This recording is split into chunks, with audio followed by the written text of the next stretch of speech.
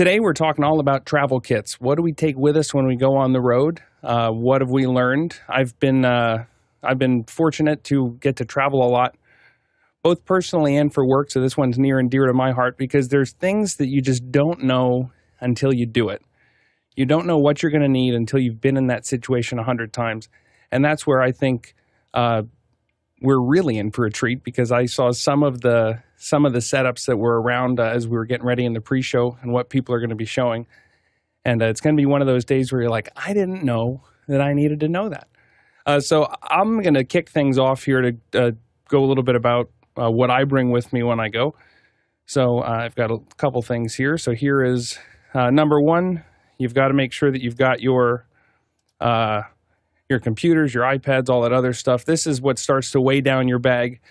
Most recently, especially when flights, the vision has been really, really nice because you put it on the plane, you put it over yourself on the plane and you just go somewhere else. The trouble is you need to protect that if you're going to travel because you don't want to break your face computer. So then I went with a smaller bag like this that is it was actually designed for a Meta Quest, but it's a lot more compact, and that way I can still actually fit it in a backpack. I'm not walking around with a big Steal Me box.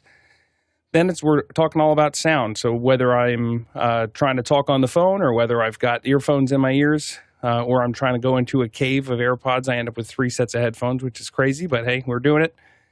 And then also you've got your logistics. Now that we've done the fun stuff, it's time to get into infrastructure. How are you organizing all those cables that you're taking with you? As you've got your Thunderbolts and you've got your USB-Cs. And after that, when we're talking infrastructure, you've got to talk about how am I connecting to the internet? I don't trust hotel Wi-Fi.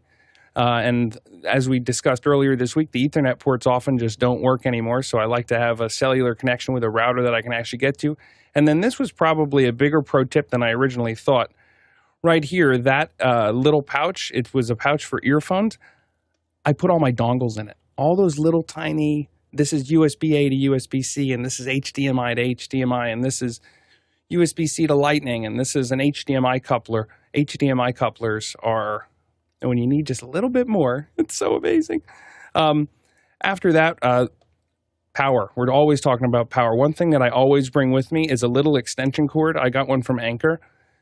It has 4 or 6 regular power plugs on it, but it also has USB-A and USB-C, and it can take 120 to 110 to 240. And so what I like about that is when you are traveling internationally and you're on a different voltage, you don't have to worry about bringing a lot of plugs. You can bring just one plug, adapted on this end, and you've got your power distribution, and then you've got 4 or 6 different ones. Also, still am bringing along something for the 12 volt in the car.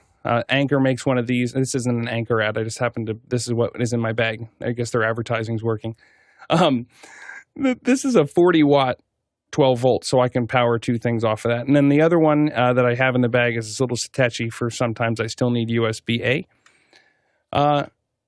Liberty turned me onto this little Autumn Tech mini tripod for a phone. It's great not only for throwing it on the ground to take a picture, but also I find that I like to put it up high. And then, and it's so small, it has ended up in my bag. Now, where are you going to put all this stuff? What you actually have as your bag matters. So I like this one from Nomadic. It expands pretty big so that I can actually fit all of this stuff goes into that bag. So I don't need to go and have a bunch of stuff carrying. It compacts really nicely. The only one that's hurt is my back because it gets very heavy. Other people pick up my bag and they say, what in the world are you doing? Now, if I need to be in a meeting or I was like when I was going out to NAB and I wanted to join the panel from not my normal setup, that changes your carry-ons a little bit. Now we're talking cameras. So I'm going to bring a good camera with a good lens. And then because I've got the ZV-E10, I can't put on a LUT, so I have to bring on that little LUT box. And then I go ahead and regardless of what, or depending on the lighting condition I'm in and what I have to set that little Nanlite Pavo tube to, I have to, make a new LUT for my camera once I get there. The other camera the other thing that I'm bringing in addition is I always bring that cage, a little small rig camera cage so that I can, put my iPhone somewhere fun. That's got to go into a different case. So Alex recommended this, and I was very happy that I grabbed one. The Pelican 1510 fits in the carry-on, and all your stuff is nice and protected. And I think it was Bill Davis's recommendation to me that I get the one that had a really bright interior so that you don't lose all your stuff. Audio, I had been going with an SM58 or a Beta 58 onto a little stand, but that was actually one of the things that got me in trouble with TSA. For some reason, they don't like that one in your bag. They don't like the way that it looks on your. I've been stopped more times for that microphone than anything else, oddly enough. Out at NAB, I had this little DJI mic, and I took the receiver and I plugged it in USB into the computer, and then that's a digital audio interface. And then I grabbed a head-worn microphone that had a 3.5 millimeter, and it wasn't the same as if I'm talking into the Stellar X2 here, but you know what? It wasn't terrible. I was actually pretty happy with it. The only thing I didn't have is side tone because there was just a little too much delay, and I can't do it if I'm hearing myself in an echo. Lastly, how am I going to support everything? Where are we bringing bring a couple different tripods, or if I'm going to do a shoot where I'm walking around, I like this monopod. I also really like this one from this. It's called the UltraPod. It has a little piece of Velcro on it. So whether I'm trying to put a camera somewhere or I'm trying to put one of those Pavo tubes that has a little 1/4-20 in the bottom, really, really handy to have that. Really, really handy to have a non-traditional tripod that can kind of go anywhere. Elevate your stuff up so that I can put my monitor a little further away. And then if my laptop is off the ground, I've got to have a keyboard and mouse. Now, what do I look like in the airport? I look like this guy. A little too much. But in reality, it's just that. So, anywho, that's my way over-the-top travel kit, and that's what I walk around with. And I hope nobody's watching that's following me around at the airport because now I'm a target.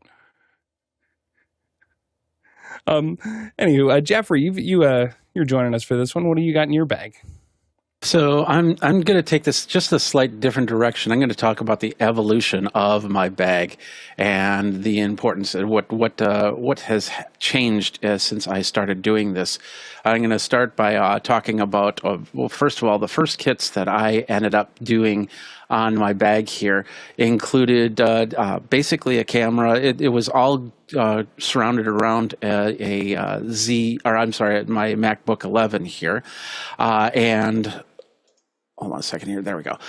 So it's all surrounded by my MacBook Pro 2011 15-inch machine, and you had to do a lot of different types of MacGyvering to try and get things to work when it comes to live streaming.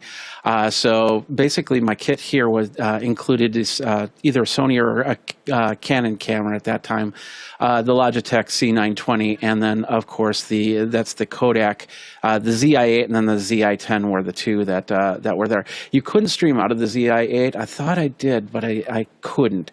And but the one thing that the ZI-8 was able to do, because it did have HDMI out, was play back. So if I walked to a booth to actually do a record, I could actually pre-record and then play it through there using software software like Wirecast or OBS at the time.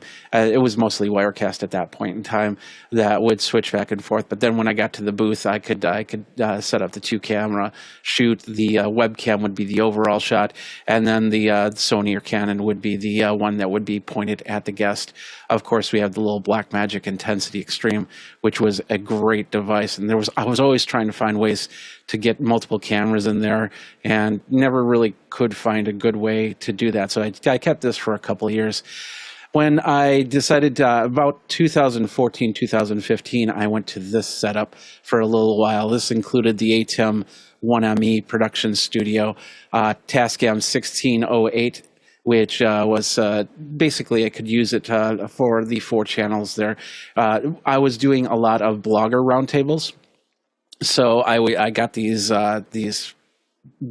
surround mics, floor mics that I'd put onto tables, and I'd have like a little stand for it. So it would actually be pointed at an angle to people's voices, and it also would cause or not have a lot of the table noise once I put those on there. And then of course I was always monitoring the switches. Hold on a second here. We'll do it this way. So basically what happened was I would switch back and forth between the Tascams on Tascam through the microphones. The wireless microphone would always be the presenter. And this is about the time NDI started coming into play. So a lot of NDI that I would use would be for presenters, for presentations, because I did not trust it as much. And I could always set it up in another way if I needed to get the presentation going from there.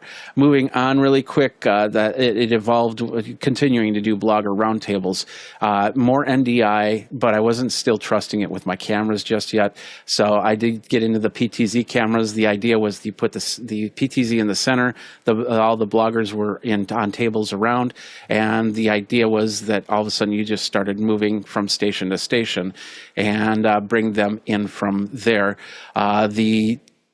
The NDI would, of course, be the presentation, and then, of course, the presenter would be wearing the wireless. I'd have the Sonnet with at first I had a Magewell 4 Plex card in there, but then I went to the Blackmagic Duo HDMI card and SDI card, depending on the situation, to bring in video from there. From there, it evolved even more. More NDI came into play. So this was basically the rig that I had. I had one camera that was always going to go directly in HDMI. That's where the Sony came in. The PTZ cameras were the ones that would go to the guest, the side ones to the guest. We were doing a lot of one-on-one interviews. So NDI, which were great, but then I'd have it on a switch. It's an unmanaged switch, yes, but it was never connected to the internet. And of course, you only had 2 or 3 NDI connections. So I was able to keep it low key to the point where I could turn around and manage it correctly. And then when I needed to go out, that's where this little duo on the bottom corner here really worked. So I had the Blackmagic Video Assist, which was recording the video, and then that was sending it to the Webcaster X2, which was a clean feed for that, and that would actually send it out to the social networks from there. The Webcaster X2 does not exist anymore, so I kind of replaced that since then. So, but bottom line is that, as you can see, it just evolves so much that to say this is what's going to be in my kit tomorrow is just not going to happen, because even today, yesterday, I'm playing with cameras that are like they're called near stream cameras. We saw them at NAB, and they're basically like Mevo cameras with optical zoom to them. So if they work, that's going to be really cool. But these are the basics that I have in my kit at this point in time. Of course, whether it be a Pelican case, we got the SKB, that's the 2U case. That's actually an airplane on-plane safe ready case, which is great. But basically I have the GLI net, which is my router, which can then hook up to hotel Wi-Fi. And of course, with the VPN, I can keep my data secure. A little power PoE switch for cameras if I'm bringing anything like that on there. I always do my 1-2 punch of a Mac Mini and a MacBook Pro. That way, the Mac Mini will do most of the storage, and of course, if I'm doing any type of post editing, it'll do all that while I'm just doing other things on my MacBook Pro. Set of tools. Make sure that your set of tools is always in your checked on luggage, or else they will take them away. Simple as that. I've been starting to bring the Spider color cards with me, because you never know when you're in a situation where you definitely need to color up. Gaff tape, I like the spike tape gaff tape more than the regular gaff tape. And a little trick that I do is when you go to your hotel and you put that do not disturb sign on, I take a little piece of gaff tape and wrap it around right behind there and stick it on the door. That way it doesn't fall off when you open the door every time. And that's pretty much it for my travel case. And once again, it's so ever changing. It's just crazy. So being able to say that this is what I'm going to be carrying in 5 years is just not possible, because a lot of things I've abandoned, like power cords and stuff like that, I can always go down to a Walgreens or a convenience store and find them. And especially when it comes to international travel, I do have cords myself that I'll change out the power cords for that type of power, whether it be for Barcelona or Europe, or the different types. But I do have the multi-plugs that I'll bring every now and then to make sure that it works. most important, make sure that whatever you are plugging into anything international can handle that international power. And then other than that, plastic bags very important. And I think that's pretty much it for me. And if you looked at the setup that I described and the one that Jeffrey just got through, and you think these people are nuts, you've given a really high level view of here are all the possibilities that you could go to. Whenever you're traveling, you're really thinking about what's the mission that I'm trying to accomplish. Because I'm an overpacker if I'm not thinking about it. But if I take the time and say, okay, do you need 4 Thunderbolt cables? Probably not. Maybe you just want to grab one.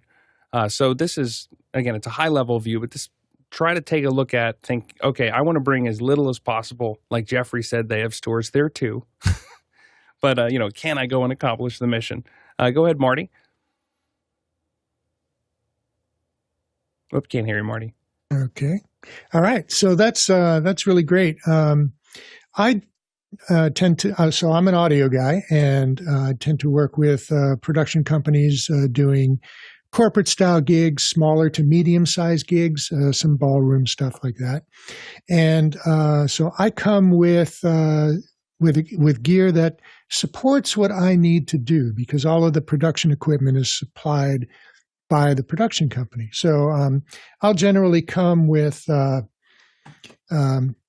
pack. So I've got a Pelican 1510, and I've got a laptop backpack. And this pack has webbing that slides over the handle, so it's secure on top of that bag. And inside the bag there, I've got a bunch of different things. One of the most important things is a gooseneck microphone that plugs into the console, and that can be, sometimes I'm asked to do VOG announcements. I also use it when I need to interface with the comm system. So if I'm in a situation where I need to interact with comms, I'll find ways to bring comms into the console so that I'm listening to it on my headphones with program, rather than wearing, 2 different headsets at the same time. And so the microphone becomes part of my ability to talk over comms. I also come with laptops. I have a Windows gaming laptop. I've got a MacBook M2, and that's got various software on it, from audio metering software to monitor what's going out over the live stream, audio playout software if I need to be playing music, speaker tuning software, RF spectrum analyzer, et cetera, et cetera. And why am I getting this? So I come with a variety of audio adapters, XLR to quarter inch, XLR to XLR sex changers, multi-tools, a measurement microphone, which is what I use to tune out a room, with either a tabletop stand, or it can go on top of a mic stand. Multi-tools. I've got this little device, which is a software-controlled radio receiver that plugs into a laptop or a tablet via USB, and using software, I can do spectrum analysis on this and see what channels are available, what channels are being used. I can see where they're placed. Comes in very handy, and can do a lot of different things that help to make sure that my wireless is going to be reliable. And then I carry 1 or 2 of these things. This is an IEC. This is a power cord with a standard Edison at one end and 2 IECs on the other end, which cuts down on the number of power cords I have on my desk, cuts down on the number of outlets I need on my power strip. It comes in very handy. And then this little device, which is really interesting. I bought this a while ago from a company that's no longer around, and I've recently acquired the parts to make more of them. These are 2 XLR gender adapters with wires that connect between them. And so it becomes 2 females, 2 males. They all are bridged together. So you can do, many different things, from changing from a male to a female, or having multiple outputs, or from one output you can get two males or two females. It's a very handy thing. So from there, I've got I carry my headphones in there. I carry a Wi-Fi router that puts my mixer out on tablets and phones, powered USB hub, a Q box, a cable tester, media DIs, that kind of thing. So that's my kit. All right. Thank you, Jason. All right. I could go on and on about this, but I'll try to keep it short and sweet. This is the Peak Design camera kit, and it's very cool. Sorry, camera cube. This is the large one, and it's what I use to basically keep every camera and lens for a shoot. And what I like about this is it fits really nicely in a Pelican case. So I can just use it, put it as a segment, pull it out, and I don't have to think twice about where any of it is. In that, I'm always using a cable wallet. This was courtesy of Alex's brother, and I love it. A little pricey, but absolutely worth it. I also, in the camera kit, typically are using a Mix-Pre 6, and just kind of as a little extra something, this is my favorite new little Pro Kit thing. I can use Velcro tape on this, so the number of millimeters you want it to be, and this is a tape fender, so whoop, exactly 30 millimeters, and you don't have to feed it in, which is really nice. You just slap the part over the top, and want it again? Okay, no problem. Exactly the same size. If you do this with Velcro tape, it gets pretty handy pretty quick. There you go. It's so cool. I want a tape gun so bad. Or I'll talk to you later. Guy, go ahead. Yeah, I'll keep it really quick. This is an example from Zoomtopia when I went out there and we got an Airbnb, and I shared a room with John Idelson, so he took this behind the scenes picture. So this is the end result. This is what it looked like. Actually, yeah, that's the end result. And is there a feedback coming back through? Are you guys hearing? A little bit. A little bit? Okay. Let me see. Sorry. Kill that. Okay. You can see here that the eye line, I'm using the TV, so I hijacked the TV. I had a U-Perfect monitor here that is a 17-inch, but you can see the eye line, and this is a nice trick to use with your camera. Line up the person that you want to talk to directly behind the camera, and that way when you appear on camera, you get that dead down the barrel look, so you don't have to travel with the teleprompter. I'm using 2 of the Aperture MC lights, and then I have a little hair light behind me, you can see there, and then I'm using a Rode video mic, shotgun mic, and the nice thing about this is it acts as an audio interface, so you're getting the ability to have headphone out and monitor that out there. And then I just have a dongle that allows me to have hardwire Ethernet and HDMI. And this all fits inside of that backpack that's sitting next to me there on the right. And that contains basically everything. I mean, this is the backpack.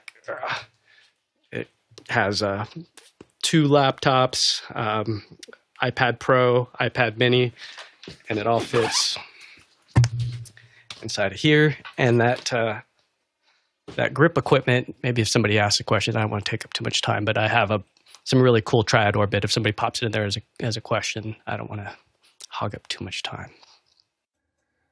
Okay, Courtney?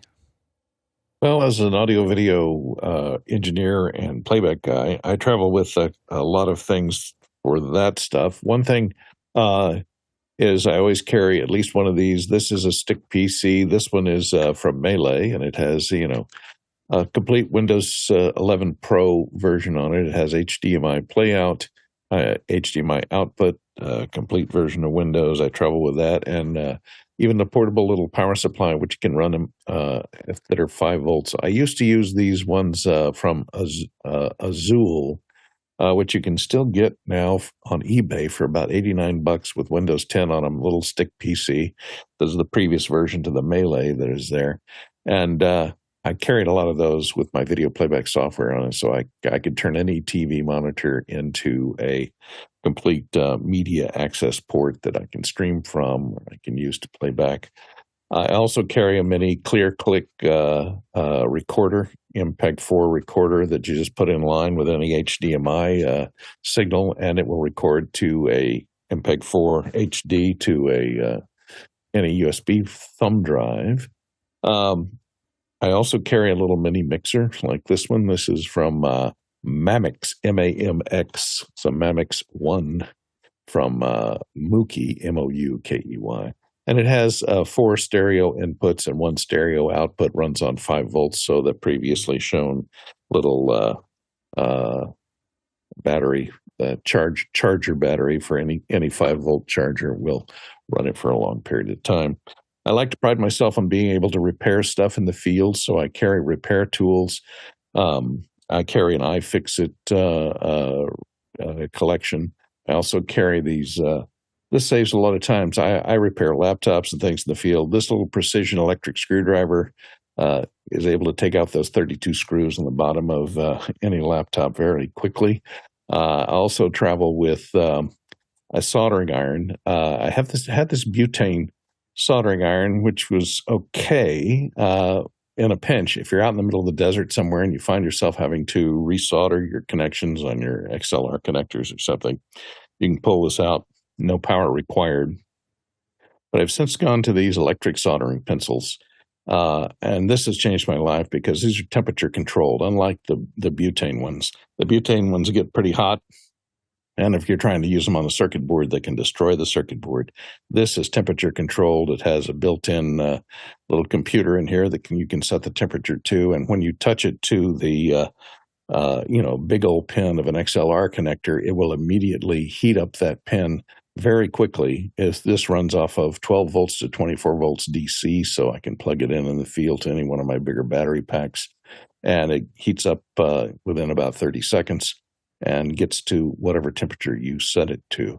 So these are pretty handy. I also carry, as far as diagnostic tools, a little portable oscilloscope with a probe there. This is also an oscilloscope and component tester. It'll test resistors, capacitors, transistors, inductors, everything like that, all contained in something this size for analyzing signals. So that's kind of the highlights of some of my travel kit.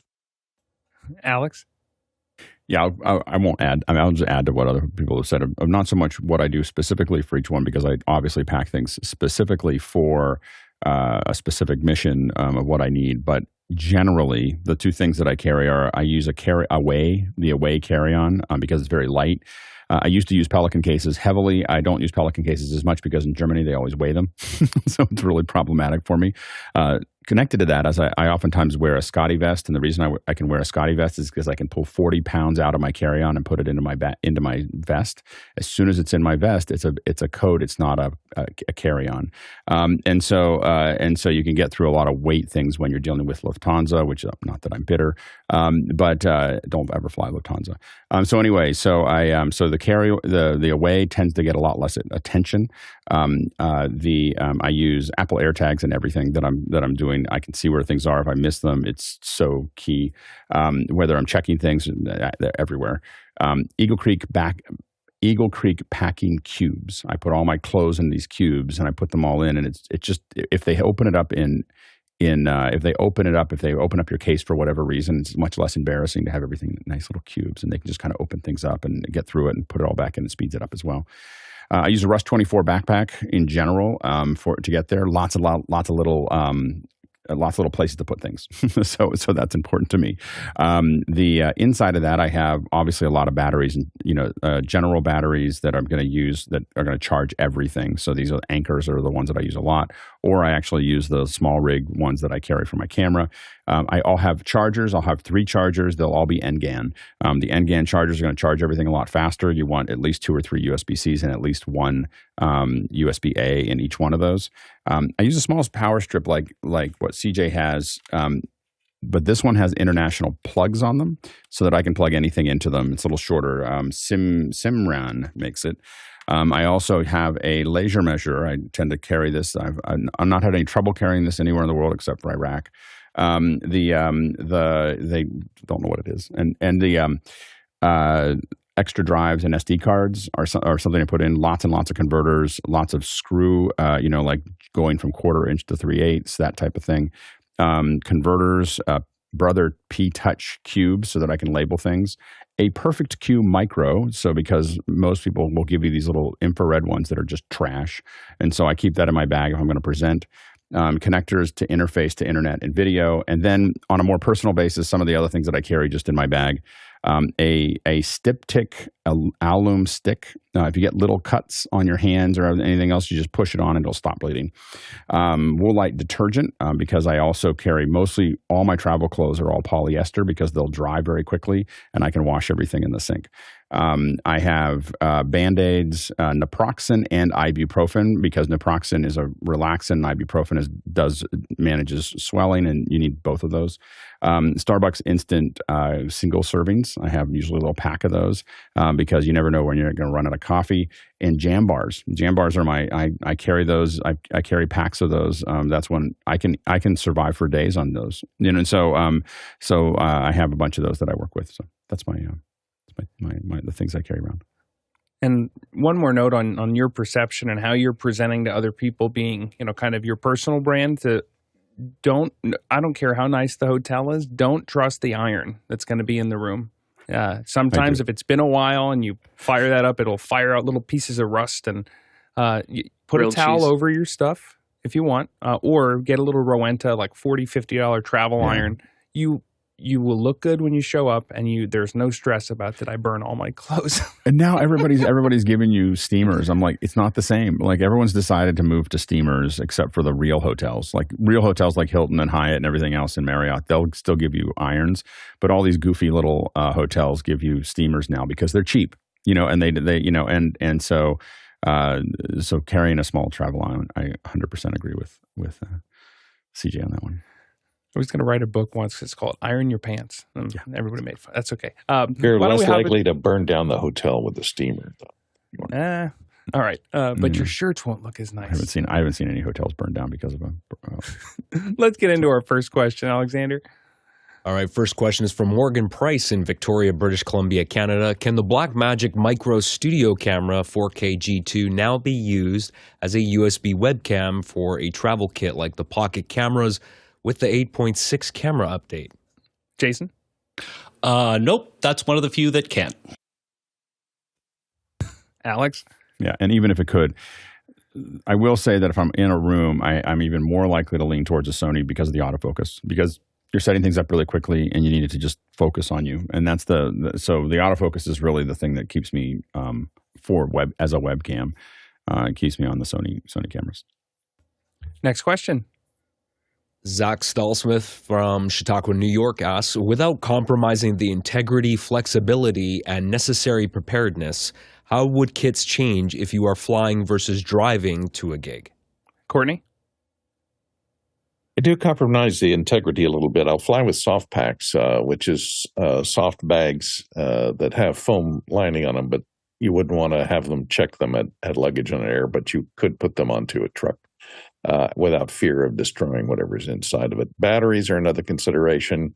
How you travel with nickel, metal hydride, or lithium-ion batteries, there are restrictions on airlines, what can fly in the cabin, what has to fly in the cabin, and what can fly in checked luggage. So you have to make differentiations for that if you're flying versus traveling by bus or truck. Alex? I think about how I'm going to move things around. So when I fly, it's 3 cases. It's a backpack, a carry-on, and one suitcase that I'm going to check in, because when I get to the other side, it's really hard to deal with more of those without a cart.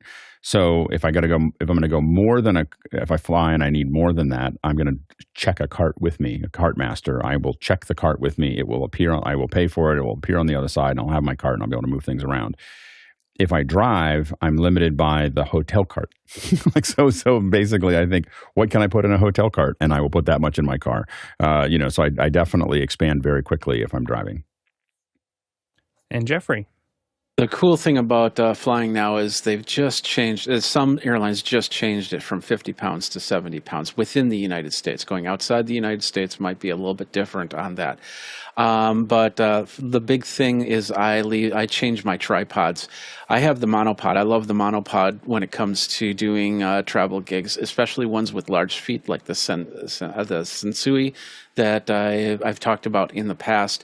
If they have longer feet, they can pretty much stay on their own, and you can basically not have to sit there and unfold the whole tripod to set it down to put it back up. However, if I'm driving, I can actually get a more sturdy tripod to set down and use in gigs, so you don't have any waving or anything like that. So you can pack your car to the gills for the most part, depending on how far you're going, and have anything and everything at your fingertips. Whereas with air flight, you have to limit it to at least, in my case, about 150 pounds of checked luggage, another 30 to 40 pounds on the plane. Alex?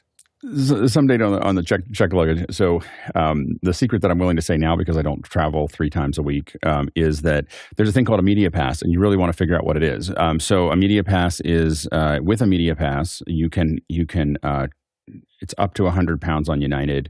It's $50 domestic per bag. It's a $70 per bag internationally. You have to be careful on the return because some of the other airlines don't do it. But basically, so you can bring a lot of gear with you. If you are something like 1K or silver or whatever, you get your free bags as long as they sit underneath the 70-pound limit. So we've moved with a group of us. We've successfully moved 2 tons overnight to Japan in 42 cases. And it got to a point where I will admit that the baggage folks at SFO just saw the Pixel Core logo and was worried about what was going to happen next, because we would come with 3, 4, 5 carts of gear and check it all in overnight and get it all there the next day. And so when you need to be moving that quickly, you can do that. But what I would look at now, you can't do that really with your own bags. You really have to show up with Pelican cases, or they're going to dig into you really deep. So if you bring a 1650 case with your stuff and it's real gear, you can get these media passes, and you're probably, where do I get a media pass? You get your media pass from a card printer. so like we bought a card printer for about $1,200, and it saved us probably $100,000 a year. So the main thing is that we put a little serial number on. We have a little QR code. We gave it a serial, gave everybody a number. They gave a little things that make it look official. It says media pass up at the side, has a picture of the person, and it's printed on a card, and it looks official. And you show it to them, and you've got Pelican cases, and they give you the media pass. so like that, and you can and it's like there is no official entity like a carnet that issues media passes. You just make it up. So anyway, and it's worked for us for quite some time. I haven't had to do it since COVID, so I don't know if the rules have changed. But for 2 decades, we were moving things around this way, and it's if you're moving a lot of gear, it's the way to go. And most of us won't talk about it in public. I'm not traveling anymore like that. I have no commitment to traveling like that again. So I'm willing to tell you that secret because, man, did we use it. Jason? Yeah, and along those lines, here's my media badge. Yeah. Little quick, but one more thing. A lot of the time, the ticketing agents don't know that their airline has a media rate and media rules. So I will actually print out their website, their contract of carriage, and laminate that page and put it below my Pelican case. We used to know what it was before United changed its code. And United, by the way, is the best one for Media Pass. They're the most easygoing about it. But I used to know that if you hit ** G25 on their keyboard, you get to the media rate web the page, because they always had trouble figuring out where it was, and so you really get through when you know the keystroke on their computer to get to your page. Next question. Next question is from Andy Kokendorfer in Vieira, Florida. Anything in your personal travel kit that has been an issue with customs? Courtney? Well, not necessarily customs. The thing you do have to worry about on customs if you're flying to another country is if you have any kind of walkie-talkies, any type of transmitting equipment that transmits on any frequency, you could run into problems, and they will confiscate any radio equipment and just keep it. Or they may give it back to you when you leave if you happen to get back through the same air terminal. But they will confiscate it, because you find in other countries, a lot of times their military is on a CB, if you use CB radio, hey, the military uses that in Africa, so they're going to confiscate that. I did used to travel with my toolkit in a Plano tackle box, looked like one of these, and it was very handy because I could put all my little adapters and resistors parts, and in the bottom I'd put long screwdrivers and test gear on the bottom, and I tried to always carry that on the plane because that thing is kind of round and it tends to roll down belts that are emptying your luggage on, and it scrambles everything inside of it. But then I ran into a problem when they started getting a little more serious about security on airplanes, and they don't let you take a screwdriver on the plane anymore, or anything that can cut anything. Wire cutters are verboten. So taking a toolkit into the cabin has been problematic these days. Not necessarily with customs, but just with airline travel. Jeffrey? Yeah, I was going to say the toolkit definitely. You could take a toolkit outside the country, and that's how I really found out, because I used to work at Fiskars, and they had a Leatherman version, and I always took that with me when I traveled. And I went out to Europe, London, and we did a show, and then I had it in my bag both ways. And when I came back, once I hit customs, that's when they noticed that was in my bag, and then they confiscated that. So that was kind of sad. The other thing is certain electronics are still not allowed. In some cases, they have to be in checked situations. And then, of course, batteries. Batteries under 100 watts or over 100 watts cannot be brought onto a plane. Under 100 watts is okay, but you just got to watch the weight on those. Alex? These are all airplane issues. As far as customs go, I've had very little trouble getting things in and out of customs. Again, I've mentioned Iraq in a couple. When leaving Iraq, and there was a couple things. My Leatherman tread. I didn't accidentally, but I had a whole bunch of zip ties, and they mean something different in Iraq than closing your cases. My little laser measure that I showed. So there was a lot. I kept it all. I ended up leaving with it all, but there was a lot. They took the zip ties. so anyway, but the other stuff I was able to kind of talk my way through. But the tread gets a lot of attention because it looks like a bunch of tools on yours. I didn't mention that before, but I use one when I'm in the field a lot. It's a Leatherman tread. It has a whole bunch of little screwdrivers and stuff built into the bracelet, and it is considered TSA approved. But when you get into other countries, they look at it a little bit sideways because it has a bunch of tools built into it. And so it's super useful, by the way, having screwdrivers on your wrist. Those are the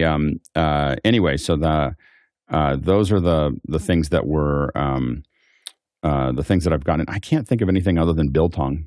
They really don't like biltong in the customs. It's not a tool, but it's something you often bring back from South Africa. Jeffrey?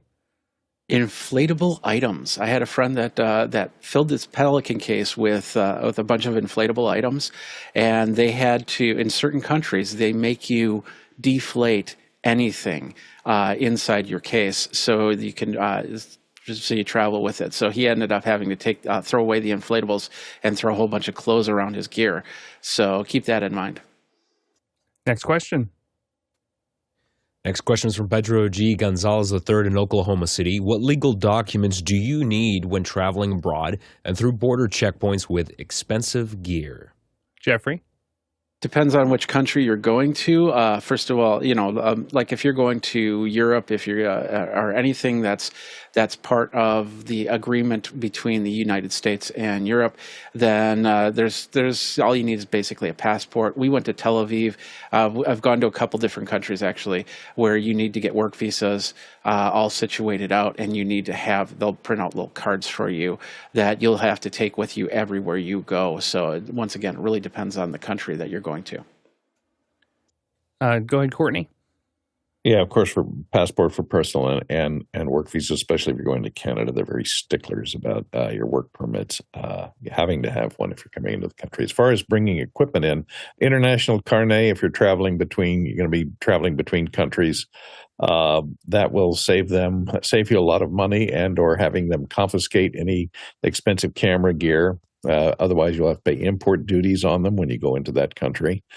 So the international carnet will prevent you from having to pay import duties or deal with delays of having them sit on it until you can get proof of rental if it's rental gear that you're bringing into the country. So they're trying to make sure you're not gray marketing expensive camera gear and bringing it in and selling it inside the country.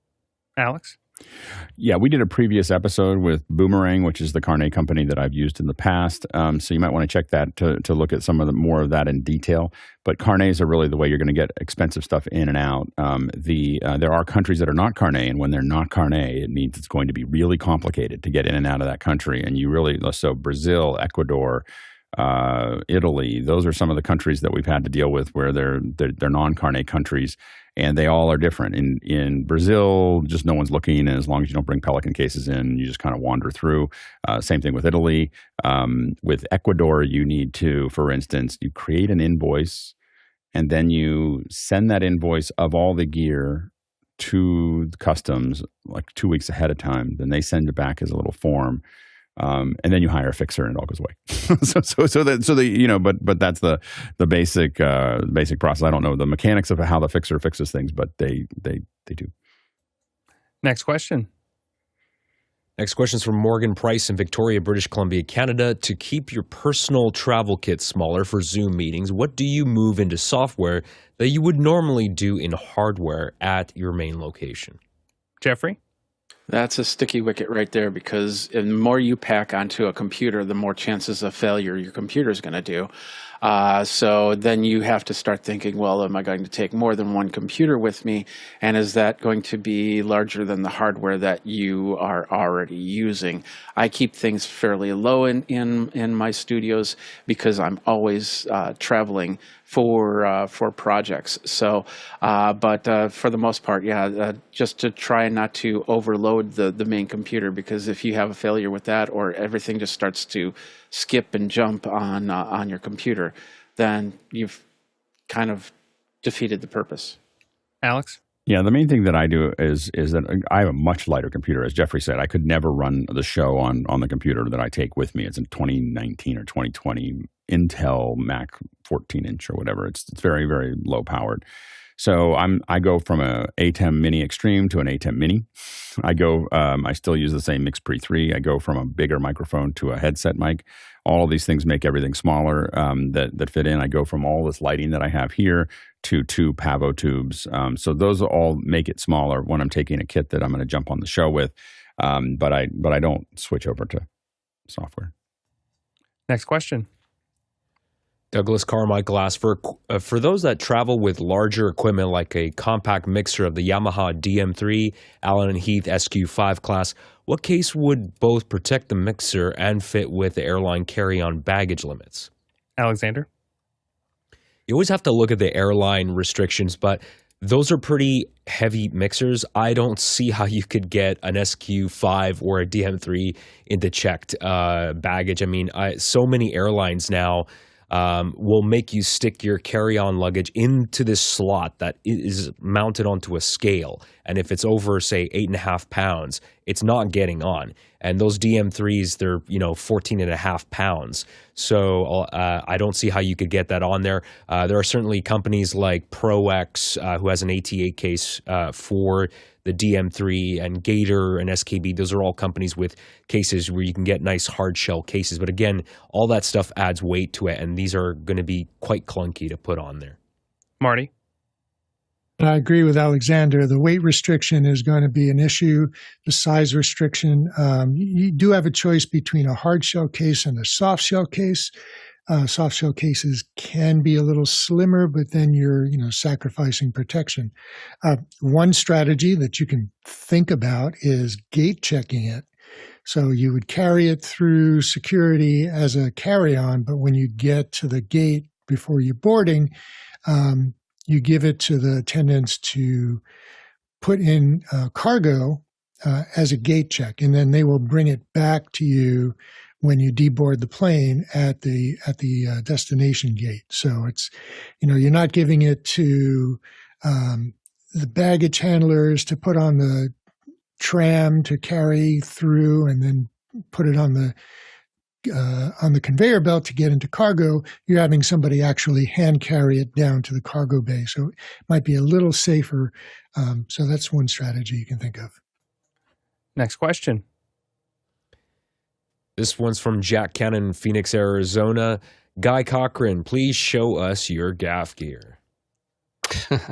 Yeah, there's some simple stuff that I carry around just to be able to leverage some of the existing items in a hotel room, like a chair, or I've even used like the luggage rack because it's something that I can get off the ground and then clamp onto it. So in order to clamp onto it, there's a series of different clamps, and these are 4 of the ones that I'll carry. So they vary in different sizes, but this is what they look like, and they're different than traditional clamps. Is they have this ecosystem where you'll have these pins. So this one could go into that one, and now you got a 1/4-20, but that one's straight. So if you wanted to articulate it around, which we often have to do with these little aperture lights, so now you can go 1/4-20 and you can clamp that thing around. But if you want to get it up higher, this is where you get like a rubber gooseneck. And then they also have things like the standard 5/8 baby pin. And then you could see that I have it for my microphone as well, so I can get that where I want. They also have things like the iPad holder, so you can put your iPad where you want. And then if you're getting into the really big stuff like carrying around a monitor, you can do 2. So this will convert, and I have a bigger clamp for this one, but this will carry a whole camera system. So I can get 2 articulating arms off of 1 clamp. And then if you go really big, you can even do things like this whole desk. So this could clamp onto a stand. And let me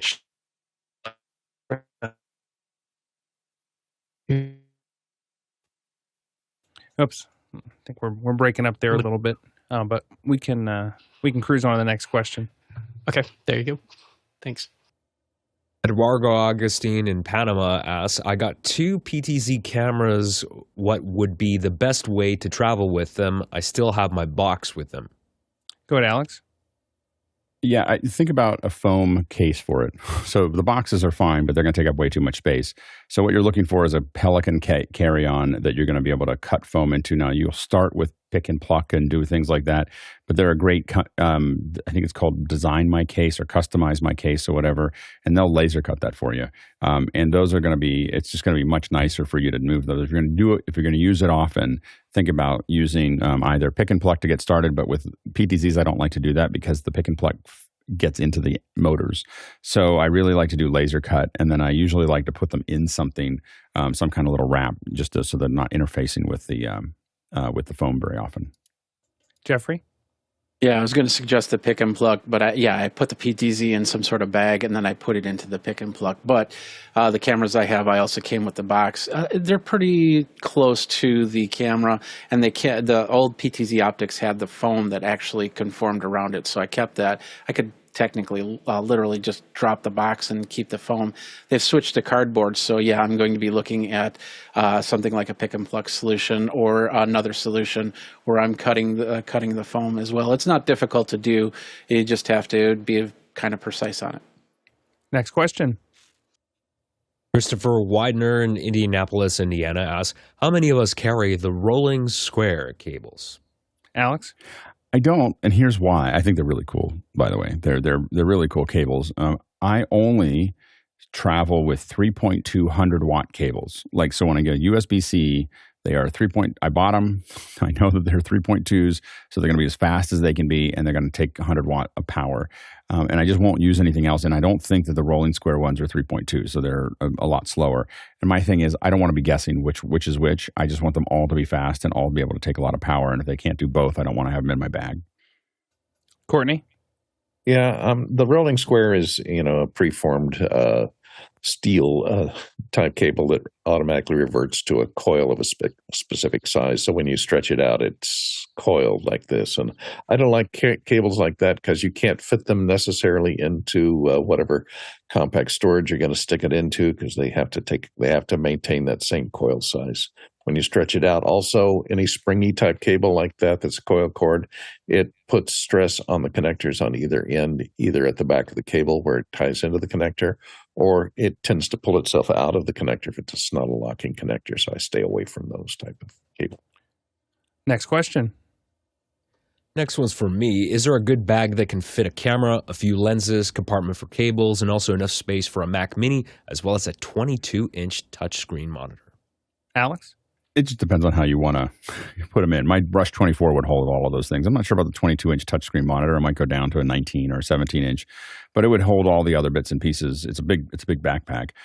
What I do is I wrap a lot of my lenses and other things that are in Domkey. Domkey makes these wraps that are got a little corners of Velcro, but they're soft, and so I wrap they're designed to wrap lenses and other things that are. And I have lots of them. So anyways, of different sizes.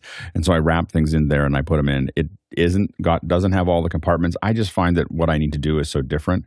I can slide my laptops and smaller monitors into there's a little bag right against your back that I usually put it in there to kind of keep more protected. And then I have those, but I don't, it just depends. If you're really committed to the 22, that's a lot to put in a backpack. Next question. Marty Atlas, and here on the panel from Maryland, asks, if you were flying to a domestic gig, would you consider FedExing equipment? Go ahead, Jeffrey. When we were live streaming at CES, we would always FedEx equipment. And if you FedEx equipment, you should go FedEx to FedEx. Never go to a hotel. Reason why is some hotels actually will have up to a 24-hour hold on anything that's received. And if you do it last minute, then all of a sudden you're waiting another 24 hours to get your gear. Make sure that you, of course, when you pack your gear, that you don't need it for the amount of time that it takes from FedEx to FedEx.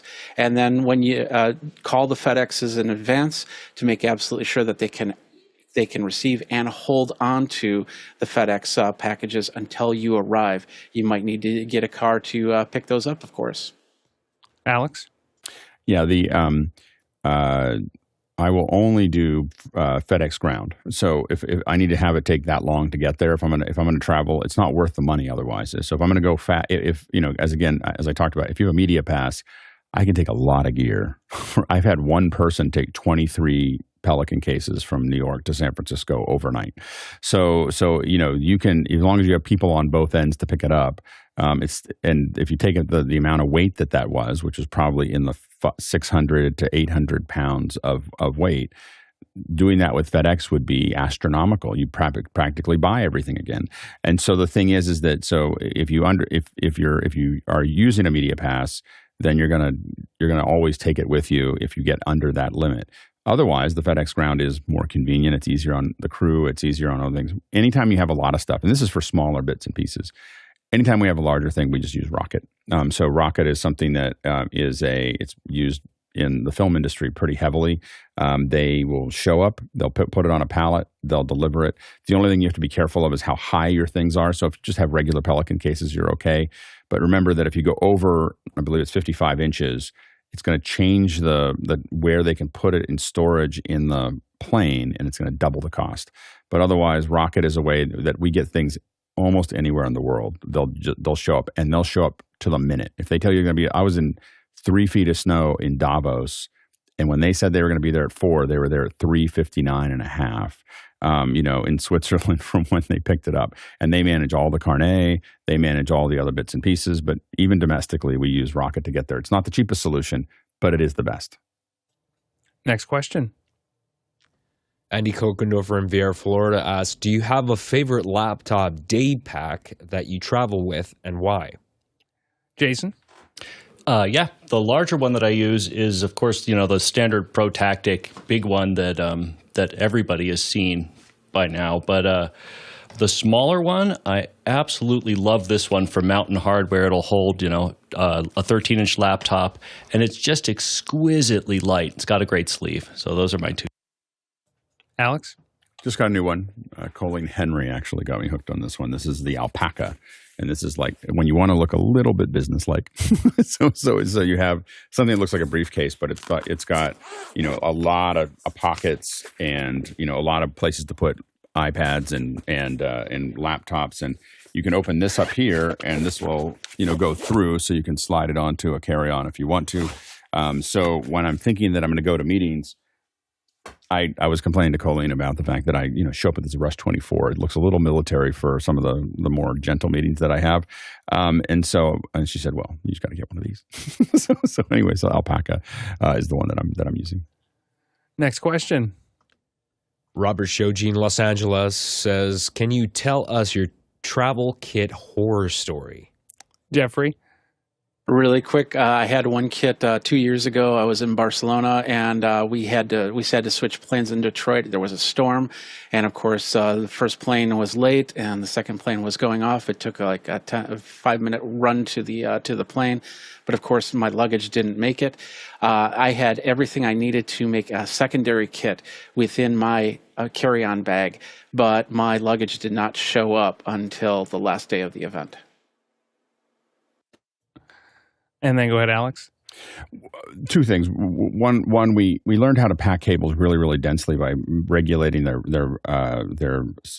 diameter so that we could pack them all inside of each other. And what we ended up with are these 1650s that were incredibly heavy. So we'd limit them to 70 pounds if we had to, or 100 pounds. And Heathrow had this problem for a while in Terminal 5. The new luggage thing would go up in a circle. And when it got to the top, if it was the wrong size bag, it would fall off the top and go down 5 stories or something like that. It's the only time what we ended up with is we showed up at Heathrow and out came one of those weird sized, buckets that they have with a shattered Pelican case and just wires. Unfortunately, it was just wires, but it was I didn't know you could shatter a Pelican case. You can. The most horrifying, though, I have to say, is went to Africa, and I'm traveling. I had a back scratcher, like a little back scratcher that I had in my bag. Some of us have back scratchers. It's isn't luxury. They pulled my case apart. They're looking for something in my bag. They don't tell me what it is, and then in front of probably 100 people, they just pick up and go, "It's back scratcher. We found it." Okay, when they put it back in, and I was just horrified. I've not traveled with one since. I was just that's going to show up. So anyway, that was probably my biggest horror story. I think the only one that I've got is with some airlines when they're going to, they just don't put the luggage on the plane. That's happened once or twice, and I was traveling with a colleague and.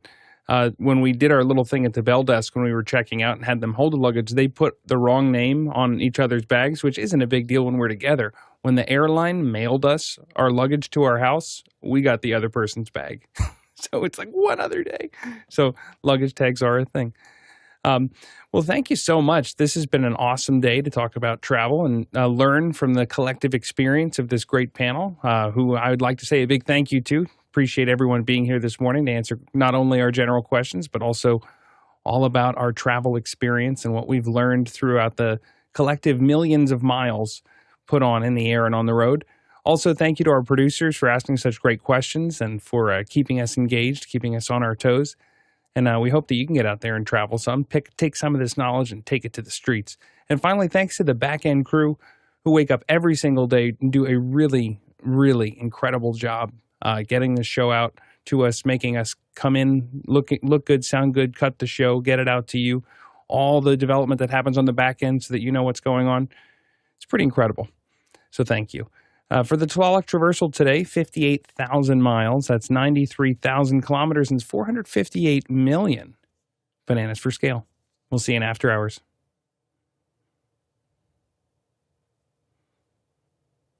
So when are you moving, CJ? It's going to be a lot to move that set. I'm stressed about it. No. End of June. Oh, okay. End of June. We have time. Hey, perhaps I could interest you in a tape dispenser, CJ. No wonder your jaw dropped. I was like, oh man, I've cut so much tape. You need a modular one. It's got to be like one of those spy things where you can build your back scratcher. We just got to have something that does see, I see what you're saying. Uh-huh. The problem is I got a really good one and now I'm addicted to it. Now I'm like, what? A bunch of RJ45s with the little clips on the back to scratch. Oh. Yeah, you got to get something you can cobble together, but a very James Bond, like more like, yeah. Makes little mechanical noises when you take it out of the gates. Yeah, exactly. What's that, sir? It's a back scratcher. Shaken, not stirred. Exactly. All right. See everybody.